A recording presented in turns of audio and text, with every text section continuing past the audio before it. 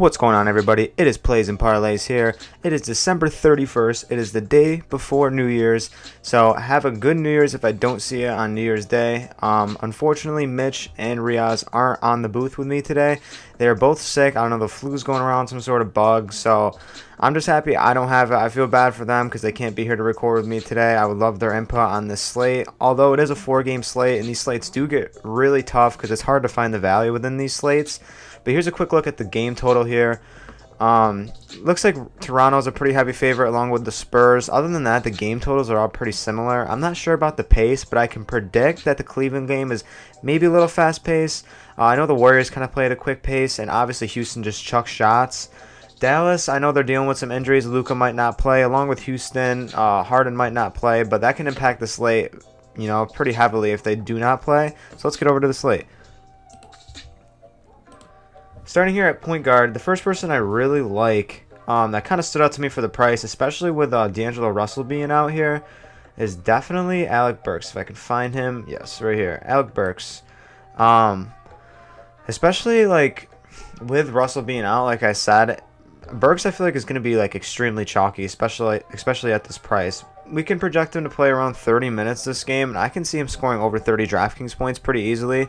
Without Russell being there, he's going to chuck shots, and especially they're going to need some sort of scoring output. I know Draymond Green had his first like 20-point game or something like that, or a 20-point game that he hasn't had in quite some time.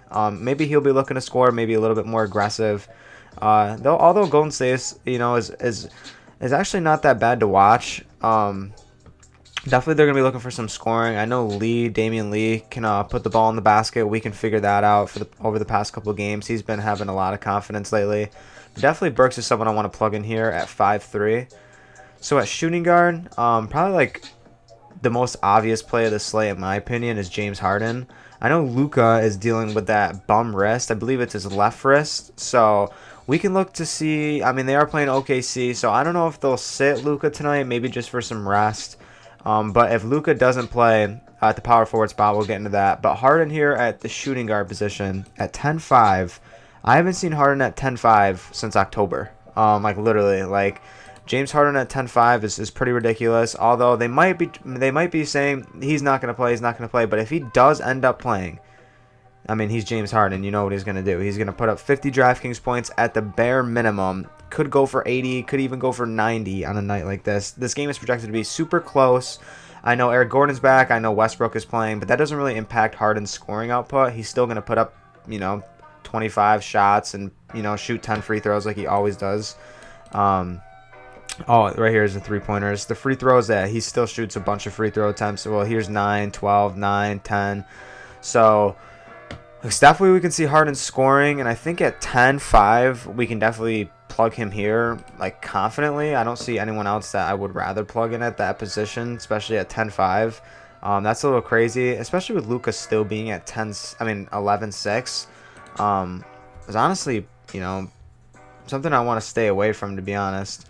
The next person I want to plug in here is another fellow Warrior. Where is he? Yeah, Damian Lee. The kid's just had crazy amount of confidence lately, probably since Christmas when he grabbed those 15 rebounds, 22 points. Don't expect to get that from him here today. But I do expect, around what he's been doing here, 16 and 8, 18 and 12. The double-double is a little bit of a stretch. We could easily see him go back into this 20 and 7. But I can't complain if that's what he's getting. At 6'2", you could say, he's priced up a little bit, but he has been playing like he should be at that price. So 6'2" is fair, especially if he keeps this up. You can see his price going up pretty high. So I think you should play him while he's still cheap, because I feel like this kid's got a lot of potential, and I feel like his price is going to be going up soon. Power forward spot, there's a couple spots you can look at. House had a great game last time, but with Gordon playing and Westbrook, and if Harden plays, I feel like he's going to be pushed to the side like he is, especially with Ben McLemore. If he starts hitting his shots, House is still going to be, kind of kicked to the side. Boucher is not a bad play either, but Boucher, it's always that worry about his minutes. Larry Nance had a great game last time, but then again, Kevin Love was not playing. So there are some decent plays. Gallinari, if he plays at 6'3", is not bad. I feel like he's been questionable for quite a bit, though.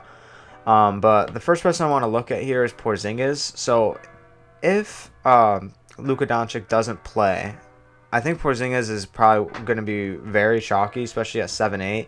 You see here when Luka was out, all these double-doubles is when Luka was out. He's going to get rebounds because Luka does snag a lot of those rebounds because he is looking to get that triple-double, stuff like that. So definitely Porzingis here, if Luka sits, is definitely a play. I'm not going to plug him into this Fire 5 here. Someone I do want to plug in, though, is Jeremy Grant. Jeremy Grant here, kind of a little value here. It's hard to find value on this slate. But if he can reach this 26 DraftKings points, it will be nice. Michael Porter Jr. did start last time, and Paul Millsap is still out. So we're going to see Grant in the lineup, especially if Jokic, gets into foul trouble or just kind of struggles. Grant can kind of take over this this rebounding and scoring role. So he hasn't really had a double-double all season, but I can definitely see him grabbing upwards of 5-6 rebounds, especially putting in 10 points. So if he does reach almost 30, 25 DraftKings points, I think we're looking at some fire there. And 46, I think, is pretty reasonable for a guy like this, especially if you have Harden in your lineup. You definitely could plug him in to find value somewhere else, or maybe pay up for some, maybe not a stud, but someone else who's guaranteed going to get you some points.